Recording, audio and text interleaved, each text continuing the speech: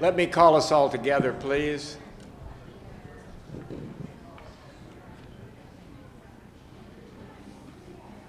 We also have a number of our alumni and friends online, so this is both a virtual and a physically actual gathering this evening, to which I'm very glad to welcome everyone.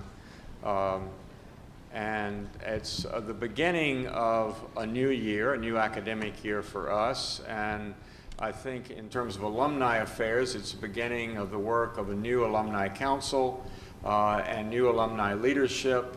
And I'm very, very pleased that we're starting it with an event that actually I think speaks to things of interest to students, staff, faculty, and alumni. And that seems to me a really excellent way to begin our work together. And I think the choice of topics that Ruth Purtilo, our chairman of the Alumni Association for the school, that she has chosen seems to me particularly well chosen, not only because it also, I think, is indicative of the kind of work she's given her life to doing as a doctoral graduate of Harvard in Christian ethics, and someone who has worked around the world in a variety of different settings. Even before she did her doctorate, she worked in healthcare, and so she knows a variety of different international settings, different religious community settings. She's traveled in India, she's worked in Latin America, she's worked in South Africa. She's been in a number of places where I think she has, in her own work, sort of embodied the notion of values, of bringing religious values to one's public work. And by public here, I think we don't necessarily mean just in the public square, but simply in the wider world of wherever our work takes us. And I think, therefore, it's particularly fitting that this is our topic for the evening. So I'm going to just subside immediately and let Ruth come to the podium and introduce herself and the panel and the topic for this evening. Ruth, thank you for organizing this. We're looking forward.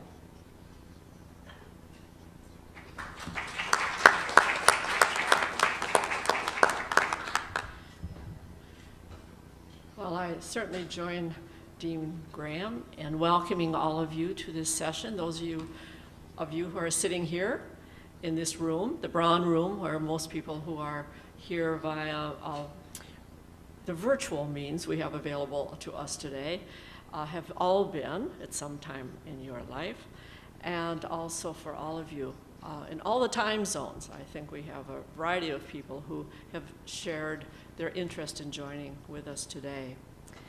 I will introduce the panel in just a moment. I will also make just a few introductory comments first.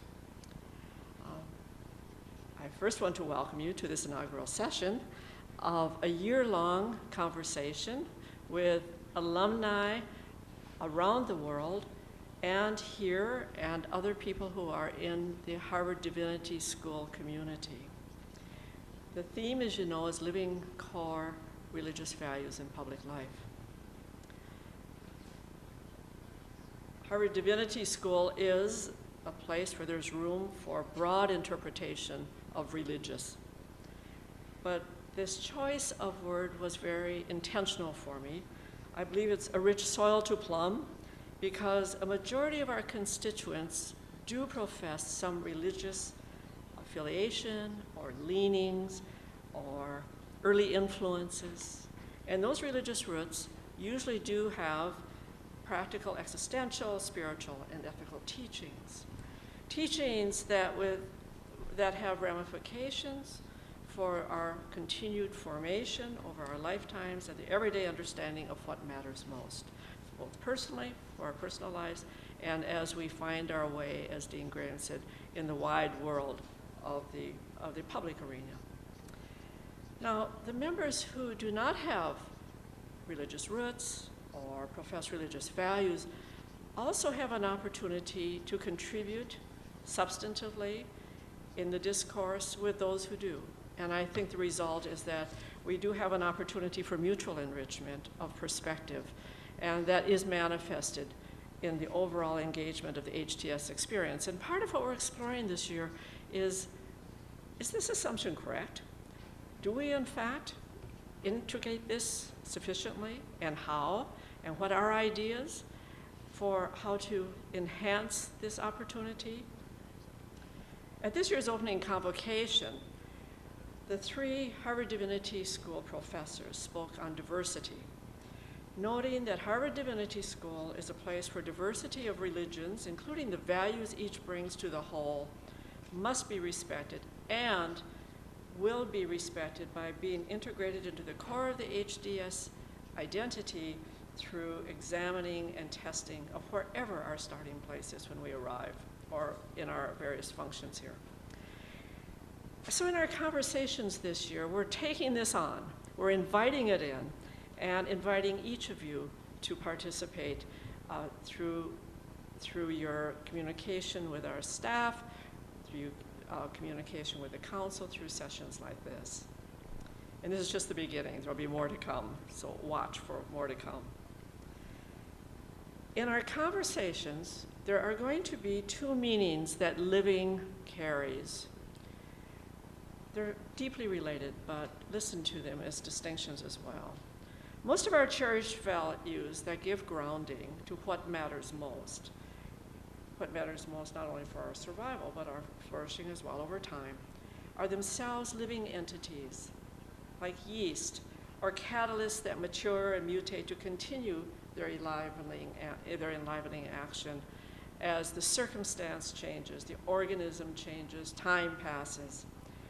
Some rise or fall on the scale of all of our priorities. Others fade away to make room for the new forms that are more appropriate for who we are now and what we are facing now. So they're very alive, they're enlivened entities. The second meaning emphasizes that living is an action verb. We don't only flourish by identifying core values, however eloquently they are stated, and everybody in this room is eloquent with words. It's part of our way of being, to use and give meaning and give life to words. But it's not about stating values eloquently or not so eloquently, but actually acting on and acting according to them. And that's a whole different ballpark, as they would say, as I experience. Here, the slings and arrows and the vicissitudes and vulnerabilities of everyday life rise to test and temper what I declare to myself, and you probably declare to yourself, is very important. I think since Harvard Divinity School is not a finishing school in the sense to make all of us more attractive even than we are today as we are here, and there's plenty of attractiveness in this room, but it's a launching pad of preparation for lifelong service and leadership. Living core religious values in public life is the measure. It's a measuring rod of sustainable, fruitful existence. Today we begin our inquiry with the aid of this panel that you see here, and I'm sure that some of you recognize at least some of them. They represent a range, a scope of the constituencies of Harvard Divinity School: faculty, staff, students, and alumni. I'm personally grateful to each of you who've been in correspondence for some time and have agreed to make this your highest priority today, your highest value over plenty of others that everybody in this room probably has. And they have engaged already in a process, the process being that in preparation for this session, I asked each panelist to reflect on one thing that is personally essential for him or her in living a fulsome life, and that can be traced to a religious root from personal upbringing or study or other sources, and then to allow me to snip it down to about 1 minute of description after a lifetime. It's kind of like doing who've done major papers or PhD dissertations, when you have to write that 4-sentence summary. It's like, oh no. But they've done it, and they're going to share it with you today. And after they have shared a brief description of such a value, I will then pose a couple more questions to them that I believe is relevant to their role in the Harvard Divinity School environment. So each, within a 5-minute snippet of time, in Chronos time, will be sharing with us just the beginning of a conversation that I hope will spur many more. You have an insert with a more extensive introduction of each of the panelists, those of you who have a program. And I urge you to familiarize yourself more fully with the richness that we represent, that is represented here. And also, I will announce now that for those of you who are joining us from other parts of the country and the world, that after the panelists have completed their portion of the program, we're going to invite questions. Some of them will come from you here in this room, physically, and those of you who are joining us via simulcast.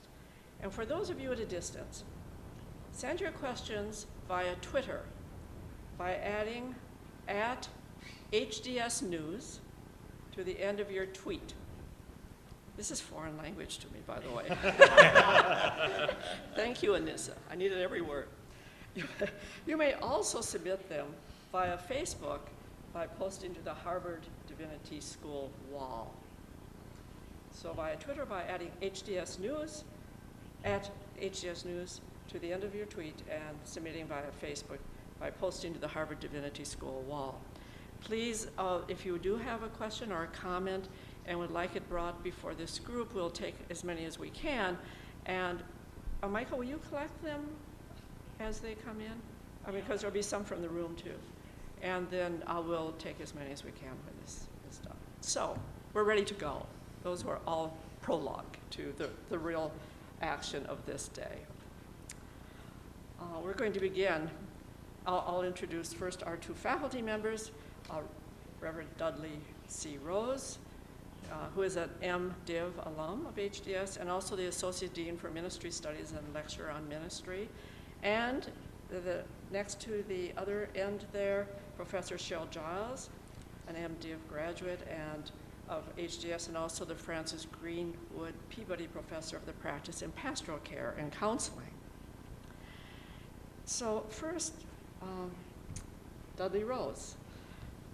Will you just share a few sentences with us, or as much as you need, to talk about a value or set of values that help give your life meaning in your personal life, and how it, as a faculty member and administrator at HDS, works? Thank you, Ruth, and hello to everyone and to the folks who are coming online. One value or perspective that has become central for me is a profound and abiding mistrust of righteous anger and violence. While most religious traditions censor unjust violence, for example, toward innocents, religious or quasi-religious claims are often marshaled to approve anger and violence in the name of causes that are perceived to be just. I don't follow René Girard in all his thinking, but I do think he has rightly named the deep roots of humanity's tendency toward aggression. And I suppose it says something about its hold, the hold that tendency has on us, as well as about human inventiveness, that when other avenues are closed off by religious traditions, we smuggle the justification for brutality into the very systems or traditions that would save us from it. That's the value that I present. Thank you. Well, I know that in your position you influence a lot of students, and also I would like to know if this, in some order of responding, if this positioning of yourself does influence your own work here at HDS in your roles. Thank you. And how you share or instill their values into students, or this value into students. Do you have mechanisms or ways of doing that? I do. Let me take both of those. This value influences my work at Harvard in several ways. First, I actually try to remind myself to check my own tendency toward violence and anger. It arises occasionally, and not valorize it as some righteous thing. Second, as a teacher, I really want students to develop a critical and self-critical and generous stance as they approach religious and moral discourse, other religious traditions, and religious claims. And I'm of a mind that that can happen only to the extent that they adjust those reactions of resistance. I hope it helps students then develop not just a hermeneutics of suspicion, but also a deeper appreciation for the perspectives and the richness of religious traditions, their own included. And finally, I hope that it helps form students to live lives dedicated to true justice and filled with gladness. So that's what I hope. I would share with you, if you would like it, one example that kind of takes it out of this rather global language and is also somewhat less fraught, or at least less large than some of the things that might come to our minds around religious violence. Many of our students are leading organizations. They're leading churches, they're leading nonprofit organizations. There are many situations in which they are providing leadership and in which they are called to make or help those communities change and to become unstuck. Those of you who work in those environments know that those organizations and people and we ourselves are not always very happy to have our worldview change to make, as Ron Heifetz would call it, adaptive adjustments. My experience has been that what happens or what can happen is that a leader in an organization such as that who has a good idea, has wonderfully just hopes for the organization will develop some kind of a plan or strategy and meet a lot of resistance, and then that person turns into an opponent.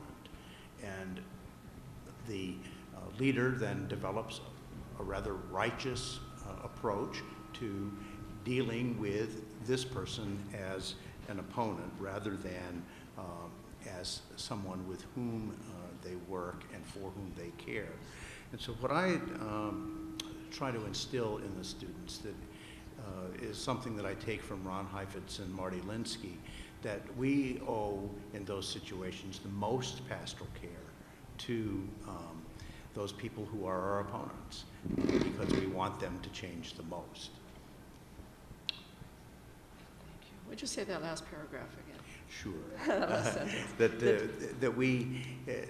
That what I'm hoping in this lessening of righteous anger is that we make a more generous space for those with whom we are working but who resist us, because we're asking those who resist to change the most to change the most. And so rather than see them as opponents, to see them as and someone that we're trying to defeat, rather to see them as fellow human beings for whom we wish the very best. Oh, thank you. We'll move to Professor Giles, who I will ask the same question of you in terms of something that you've integrated into your life, that as a senior professor you are bringing forward in your public life as well. Thank you. I'm pleased to join this conversation.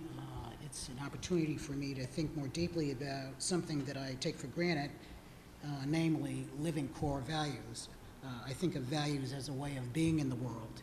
And my early influences were my parents. My father, who was raised in the United Church of Christ, and mother, who was raised in the Pentecostal church. And I could never figure out how those two got together. Because theologically, they were miles apart. Could be love. Could be what? Love. Yeah, maybe. Sometimes it didn't seem that way, but anyway, that's another story. But together they managed to get on the same page from time to time and instilled two values that I want to highlight today. One is generosity and the other is caring for those in need. And those two values were a strong foundation in our family life. there was never a time that my parents didn't offer their home to other people or provided food. And in the case of my father, offered a lot of his time, and I think that's a very powerful example of generosity. And caring for those who are in need, and it could be someone who had a flat tire or someone who if the family was in dire straits. This was always remarkable to me because both of my parents had enormous disdain for organized religion, and then made the decision to put me in Catholic schools. And I say all this because the early influences, the seed for these values came from my family, but then those values were reinforced by the nuns in my Catholic education that I received.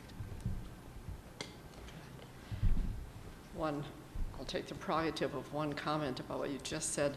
While I was in South Africa, I met a civil rights lawyer who was Jewish, and his wife was Catholic, and they decided to put their two 8- and 9-year-old girls in an Episcopal school. And the teacher called and said, you know, we're not sure when they filled in what they are, or said what they are, that they got it just right. The older one said, holding her sister's hand, I think we're lesbiterians. So that's diversity, and you represent diversity at its best as well. Please, in your role, can you reflect a little with us about, or more with us, about how you, in fact, do see this as a part of, if at all, of your role here as a professor? Well, I think probably one of the ways that I live out those two values is in the kind of work that I do with students, teaching, mentoring, encouraging students to engage in spiritual formation, and really to make time for their spiritual practice while they're here, prayer, meditation, and critical theological reflection. All of those things are important in shaping students and encouraging them to be strong leaders in the world. And I think, finally, that it's been really a joy to be here and to watch the kind of development and growth that's taken place over time. 3 years might seem like a short period of time, but in 3 years to see how the integration has taken place from students who have worked with many faculty members is really just a joy and deeply gratifying. So you see we're moving in a direction Yes. that is reason for building on it. That those values and spiritual formation are a lifelong process, and it's wonderful to see. That's great.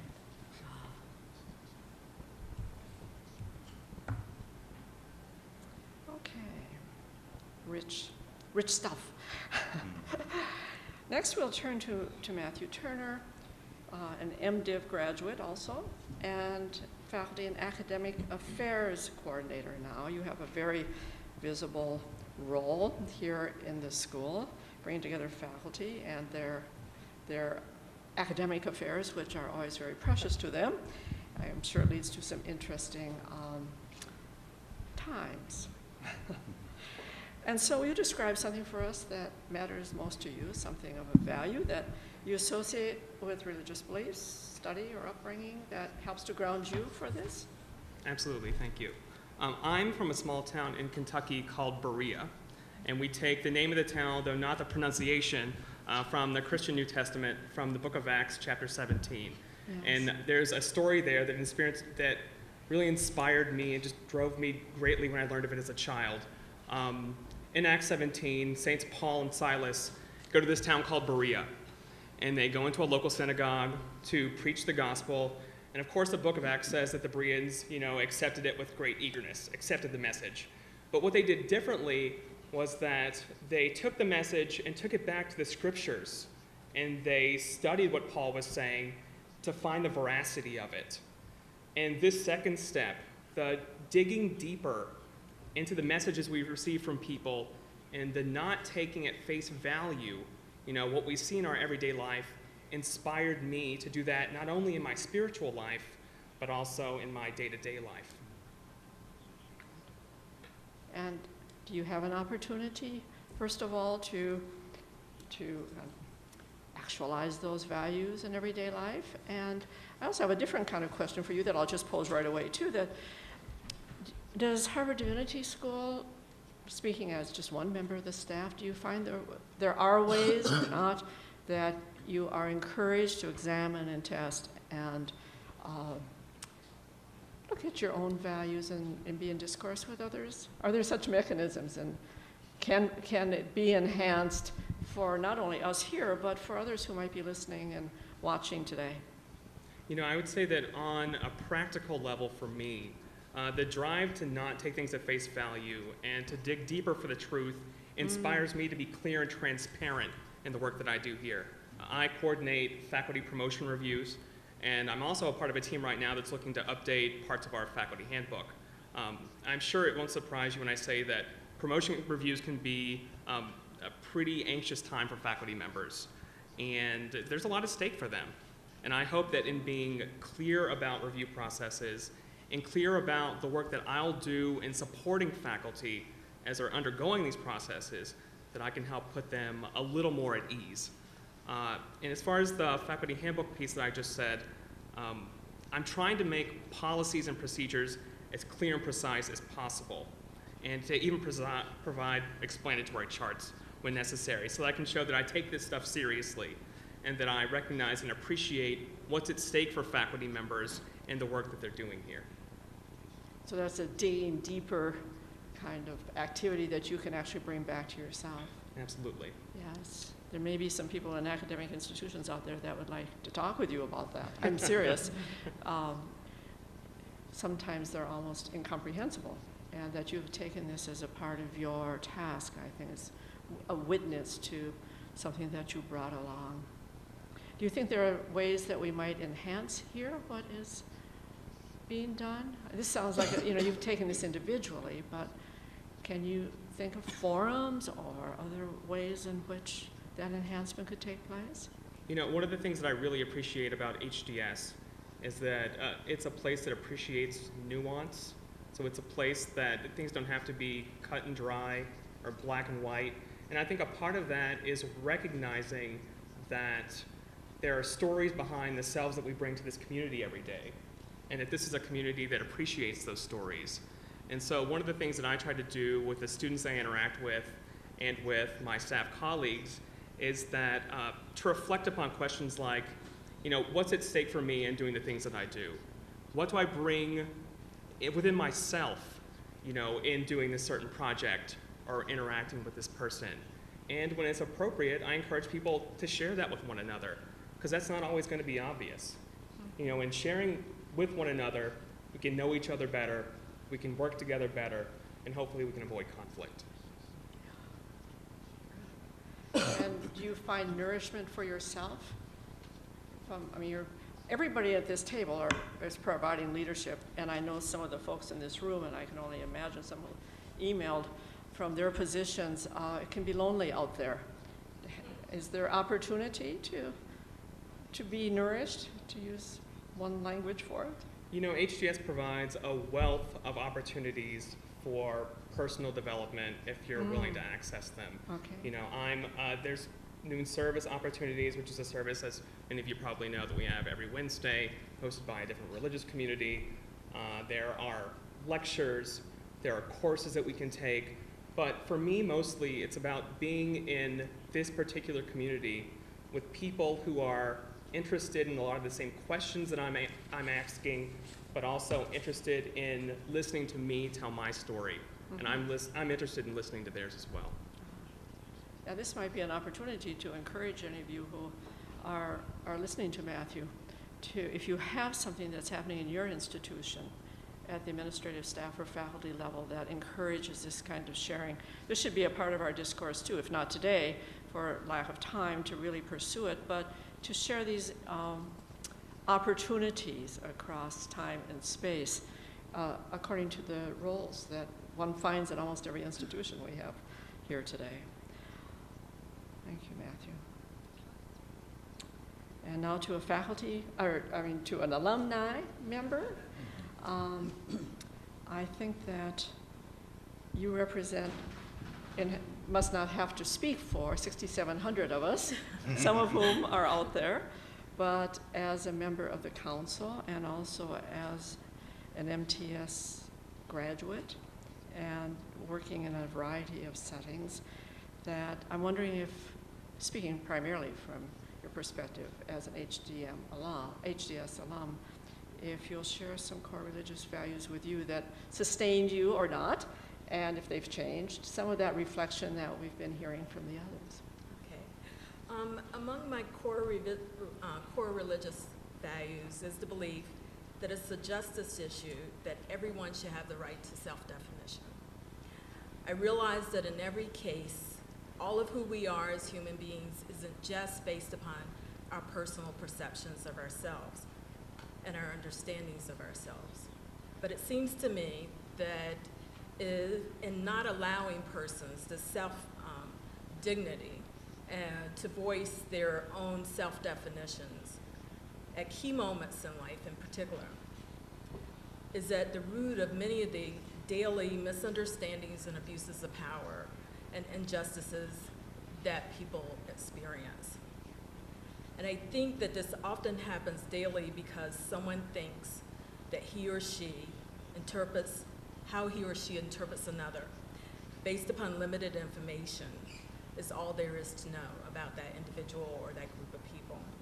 I think of this in relation to my particular understanding of the book of Genesis in the Hebrew Bible, in which God gave Adam the power to name the animals. And I see this as, and others have seen this as a sign of Adam and humanity in general, our ability to have dominion over the animals. In other words, the power to have greater influences on outcomes goes to the one or the group who have the ability to be accepted as understanding, having the authority to name or define. Interesting. I have a couple of questions for you too. How does this influence your everyday life? I know you've had some very interesting positions within the Harvard system and outside of it, and does it become apparent to you that it does sustain you as you engage? In my everyday life, with my interactions, I try to respect others' rights to voice their opinions and particularly to define themselves. And I try to pay close attention to that, particularly when there are disagreements. And the stronger the disagreement, the more I try to pay attention and remind myself of this. And I see those interactions as opportunities for me to learn or as teaching moments. And that goes both ways between the persons that are communicating. And I also particularly think about things like this when I'm in a leadership position. I try to remind myself of the message I've heard Cornel West say and others. And West puts it this way. He says, you can't lead the people if you don't love the people. You can't save the people if you don't serve the people. And it seems to me that a fruitful way and a fruitful starting point would be to listen to the people. Do you have a way of helping others in your positions to do that? I think the people that have worked with me for any length of time or who know me well, they probably know that this is an issue for me. So I try to do by example as much as I can, and then I try to voice it in ways that aren't offensive to people so that they can listen. And if there's strong disagreement, then I have to think about what am I willing to sacrifice in this situation. And in thinking about that, I think of what Martin Luther King said. He put it this way. He said that in relation to his arguments about nonviolence, protesting with nonviolence, he said, if you haven't found anything that you're willing to die for, you aren't fit to live. I don't think that always has to do with a physical death, but I think that for me personally, in my interactions, I always ask, particularly when there's disagreement, what am I willing to sacrifice Is it just my time, or is it something more? And why am I willing to sacrifice it? I have yet one more question for you. You talk about your kind of core values, and was this orientation something you actually brought when you came to HDS, and was it changed at all, and was it supported as you took it out and examined it, and if so, how? We have other students in this audience and one panelist who we have yet to hear from, and also looking back on your experience here. I think that this was something that I in part came to HDS with, a value that I came to HDS with. But I learned at HDS to think about it in more depth and in more expanded ways. Also, at HDS, some of the ways that I learned to think about it in deeper ways was through some of the courses I took, particularly those courses that dealt with historical figures that I could look to for examples. I also learned how to think more deeply about these issues in courses that had to do with ethics and courses that had to do with pluralism and multiculturalism as sort of tools in how to interact with people in more effective and fruitful ways and in more compassionate ways. Also, and maybe more importantly, or the thing that I think about on a daily basis probably, or on a weekly basis when I'm having interactions, is the courses that I took in the religion and culture concentration at the time when I was here. Those were the courses that taught me to look critically at issues of power dynamics within institutions and communities. And I learned that it's probably more important if you're somebody who wants to make change within an institution or within a community, that you need to understand and appreciate as well as be critical of what's going on in the institution, the format of the institution, the structure of the institution, even more so than somebody that thinks things are fine the way they are. So you availed yourself of that when you were at HDS to learn about that and get involved on commissions or committees or... I mean, we have a whole panel of people who are also alums and one student about to become an alum, and that I have a question that I'd like you all to be thinking about, whether or not we have much time to go more deeply in it, but we used to discuss this all the time when I was a student. Are we learning more from each other, or from what we're reading, or from the faculty, or from just the fact that we decided to put ourselves in a kind of inquiring place? Like, where's this coming from? Because we just never stopped talking. And it seemed as if we couldn't, especially with other students, it was like we can't get enough of them. A few we got enough of quickly. But other than that, it was just like, this is a place where we get to do this, and when are we going to get to do this again in our lives? So I'll just put that out there. You raised that for me, and I do remember just having that experience of here we are, and being down here. We all lived upstairs at that time. No, where are we? We lived upstairs in Rock Hall and over in Div Hall, and that dates me too. Thank you, Sheila. And then Helen Jin Kim, is that right? An MDiv candidate, and you are in process, as we all are, but you're in process here at HDS. And is this your last year you're coming into study? I hope it is. Yes, right. I'm 2012. All right. We know that posture too, believe me. Almost there. Well, we are rooting for you. So what would you put on your high list of priorities, something that matters in terms of your values, Helen? Yep. Well, first of all, thanks so much for having me, and especially as a student and soon to become alumni. For me, I'll start with just a quick anecdote. About 6 years ago, one of my closest friends was diagnosed with a very serious mental illness that robbed her of her 20s. And in journeying with her, I learned that mental illnesses such as depression, bipolar disorder, schizophrenia, that touch so many of our lives, actually, and we don't really speak about, hit at the prime of many people's lives, just as they're starting college, just as they're having their first baby, just as they're embarking on their own career. And in walking with my friend and with so many others that I've met over the course of the past 6 years, for better or worse, I've had to witness a level of pain, the human condition at its extremes, in ways that I never would have imagined. And I think in extending myself, and at times because I wanted to, at times I didn't want to that level of what I would think of as psycho-spiritual suffering, I've had to learn that to embrace another person in their deepest pain and their deepest darkness also calls upon me to embrace my own self in my deepest pain and my deepest darkness. So for me, ironically, the path of living out my religious values in a public way is actually a very deeply private act.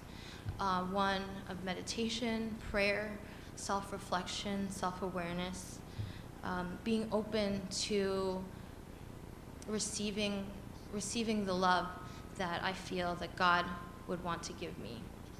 So for me, my value that has arisen, has become a priority for me as a result of this journey has been one of compassion. And compassion that, very difficult to have in my own because I understand my own human limitations, even as I'm surprised at sometimes what is possible. But yeah, for me, I would say that there's sort of a paradox as I was thinking about this question about living out the public, but it's really a deeply, intensely personal and very private act as well. Yes. Well, thank you. You've described your way of restoring or nourishing yourself spiritually. Do you find that there's room for this in this environment? Yeah, that's a good question. Literally, there is a room because there's a CSWR meditation room. Yes. Yes. So, literally, there is. People get busy. It's hard to make time. Mm-hmm. But the fact that there is actually a physical space that people are thinking about this, I know I've been to a couple meditations with Professor Giles running at noon about twice a week. My first year, I remember I went a lot to that. And there's just students who, all different traditions, whether it's Buddhist or Christian, or I'm in a class on mindfulness meditation, and there's a lot of just students who are interested in that sort of spiritual restoration, primarily through meditation, prayer.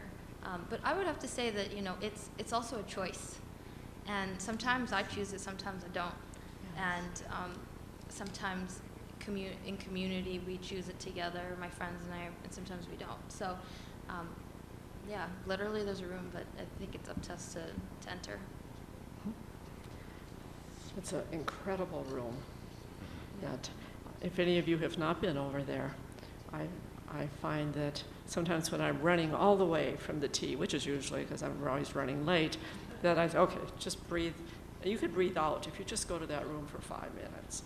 And it's quite a resource here. I don't know if there's any place on campus like it other than here. And for those do you have any suggestions for us? We have a whole group of people here who have different functions. Are there ways that we can do a better job at HDS, that we can enhance what's already happening? I know you're a leader I've seen you, and I know that you do present yourself to the student community, and you must hear a lot. Is there any advice you have for us, or reflection you have about how we can do a better job? Yeah, that's a good question. I think in terms of the spiritual praxis piece, I do feel like, that's a personal journey, and we can help each other along that journey. But there's also another piece that I've been thinking about, especially in light of the suffering that I've witnessed, and to me, it's really an issue of difference, of human difference, that somebody going through something that's intensely outside of my own body to be able to understand that, to be there with that person, for them to relate to me, is a question of human difference and my openness to that human difference. So one of the questions, one of the scriptures that I really like is in Mark's Gospel, the 5th chapter, of a man, he's possessed by a demon. And by no means do I think that mental illness can be equated to demon possession. It's definitely a brain chemically based biological disorder. But in that scripture reading, one of the most perplexing parts of it to me is that Jesus heals this man of his illness, of his demon possession, and then the community that's shunned him away, when he's healed, their response is that they're afraid. It's not that they come around him and say, "We've been waiting for this moment." They say, the scripture says they saw him in his right mind, fully clothed, and they were afraid. And to me, I've wondered, why were they afraid? I've thought about this a lot in light of my own experiences, and for me, I've come to the conclusion is that they weren't expecting him. They weren't expecting him to really become whole.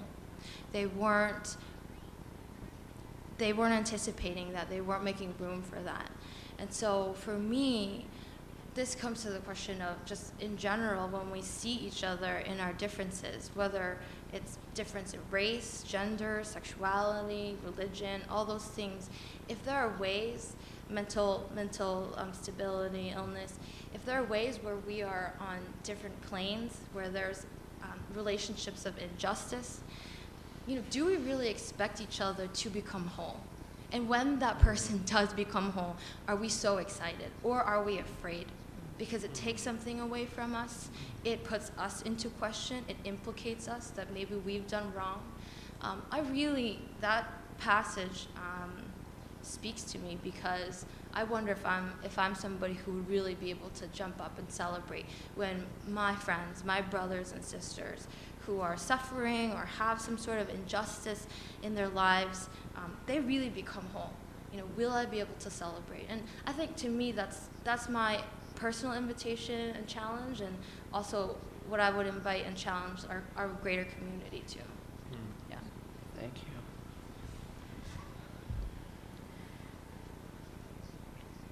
Phew.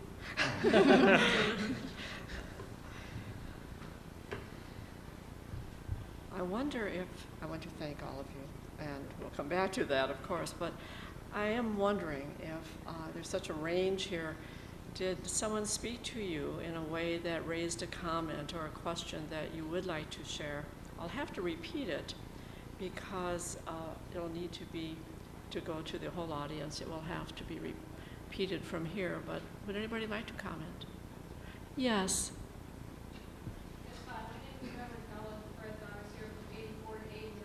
Yes, here from 84 to 89. Yes, with an MDiv, and I'm an interfaith minister. Yes, to Interfaith Ministries. Yes, and one of the things that was very important to us when we were here, because this was one of the places where I found my voice, is to stand up against injustice. And I've talked with a number of my alumni friends who are concerned that they are trying to bring social justice with them now into their ministry, and they're finding that the congregations are not very willing to go into it. We're trying to find each other now and bond together. But you had brought up about social justice and about being with people in their suffering, Yes. and about not running away from that. And what does it mean to create a community that can bring wholeness and health? And when I was here, we worked as a community. It didn't matter whether you were faculty, staff, administrator, student. We all worked together and helped each other. It was very good in that way. So I guess what I'm concerned about, is that something that is being outlined and profiled here as it was when we were here in 84 to 89? And how can we extend this support to people in the community that are alumni, who are now struggling with wanting to bring this into their communities, and they're meeting with a lot of resistance. Well, this is, as I expected, a very rich and kind of complex statement about your own experience, 84 to 88, 9, and that you are now out in the ministry, and that you are finding that people are not as engaged around issues of social justice as you felt the community was here. And not just me, other alumni. And other, yes, and other alumni, and that you found your voice here through all the mechanisms, or perhaps some of them that we heard today. And how can this, is it still happening somewhere? And can it be brought forward? I mean, one of my questions is, can that be brought forward as an occasion for a dialogue of what's happening in other places? We have some of the staff of the external relations here, and we might have a discussion about that, around a particular focus of concern from alumni, of something that's not getting addressed in a way that, I always use the word nourished because, I suppose because I love food, that how do I nourish myself in every sense of the word? Do any of you want to comment on that as to ideas you have, or to receive it as an opportunity for further work here? Yes. I don't know, if, Ellen, if I would try to answer the question about whether it's here as much as it was in 84 to 89, though I was here then. I think it is, but I have a vested interest in thinking that it is. But what I would say is that in the remarks that I made, and also that Sheila did, it seems to me that one of the maturations in ministries of social justice is true loving the people that we're trying to change. When I was ordained as a minister in the early 80s, one of the ways in which congregations were characterized were, how are you going to go about working for the oppressor? It's not a very generative way to address people and then expect them to respond kindly. And so what though you're exactly right. I mean, I think social justice issues are not on the front burner in our land. I think many people are put off by them. The greed is rampant. There's all kinds of things to be concerned about. I think the challenge is how do you wish for those folks to really be changed rather than be angry at them for not changing. And they go together. But I think that there's a way in which that's a big part of social justice ministry from my perspective, is to have a vested interest, in fact, in those people becoming what you hope they will be.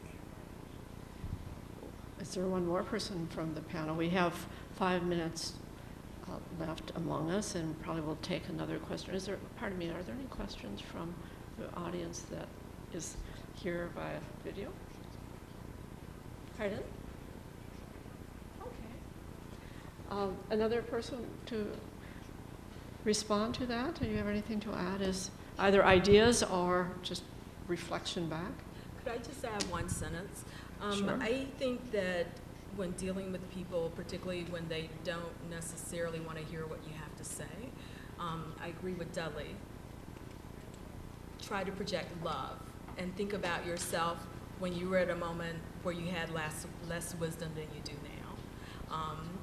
Or you had less wisdom about the issue that you're trying to communicate, and put yourself in their shoes. And then think about what would have reached you at that moment. And I think that may be one small step that helps in some situations, not all of them, towards creating more fruitful change versus fearful change. Because I think often people are afraid of what's going to happen next, and we change based upon our fear more often than we do based upon our love and our ideas of what can be most fruitful for the most people. You know, I was impressed, I think, adding to what both of you said, that all of you on the panel seem to have a text that said, go deeper into whatever you started with, that you go to the next level or the deeper level. I tend to go down, some people go up, you go to the higher level. But whatever way you go, to stay with it. And part of what we're really invested in as an alumni council is to go deeper into some of these things so that we can help to create a community that continues from the 70s when I was there, and the 60s when one of our colleagues here was there, and the 80s and the 2000s, and to say, across generations of graduates, is there a way to find some common themes? That is one of our goals. So thank you for expressing that concern, and also having found your voice, how it continues to manifest itself. I have one that I will take. Given the great diversity of religious traditions, academic interests, and personal backgrounds at HDS, is there anything of value or philosophy that we share? How is this unique at Harvard, or what does this offer Harvard? Is there anything we share?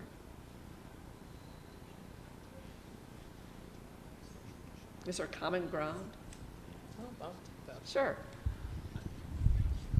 When I was, as I said in my bio, when I was making my decision about what to do before coming to HDS, I had the choice of going one path that would very much have, and I don't mean this in a negative way, would have indoctrinated me into one way of thinking in one particular religious tradition, or coming to a place where I could find people who would be different from me, who would have different beliefs, different attitudes, and challenging myself to learn beside those people and to live beside those people.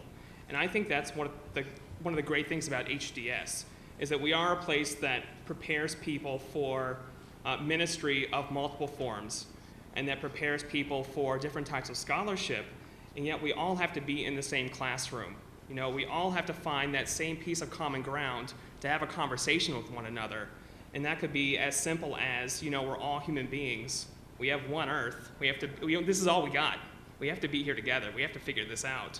Or it could be something different from that.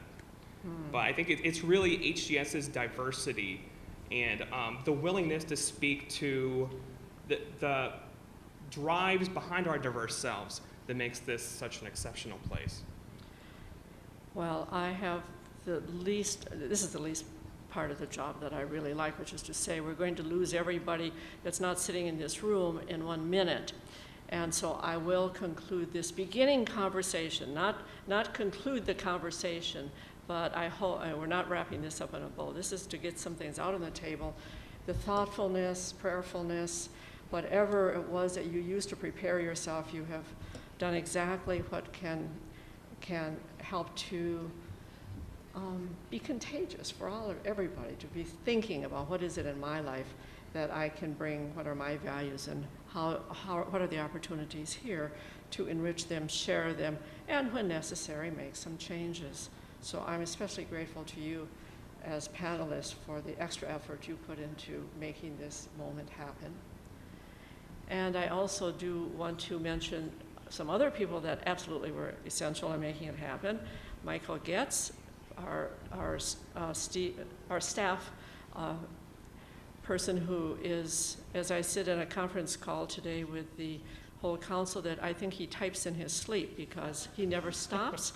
He thinks all the time about what's the good of the council, what can we be doing, what thread can he pull through, and is a real golden thread for us. Thank you, Michael. And he immediately would say, which I will add, is that the others in the staff there, Anissa Potvin and Nicole Wong, for this particular issue and many others, this particular event and many others also are right there. So we are, in that regard, all in this together. We are beginning a year of conversation, and I thank you, Dean, for also your support for us to have this conversation, and the people who are writers and the staff of HDS IT and of the Harvard IT and Media Services that are actually extending our reach well beyond what any of us could have imagined when we were at Harvard Divinity School a few years ago. So I hope now that you'll begin to continue the conversation and meet the panelists. If you can stay down the hall, no, across the hall to Rock Cafe, where we'll have a reception. And I wish you all well in your journeys. Thank you.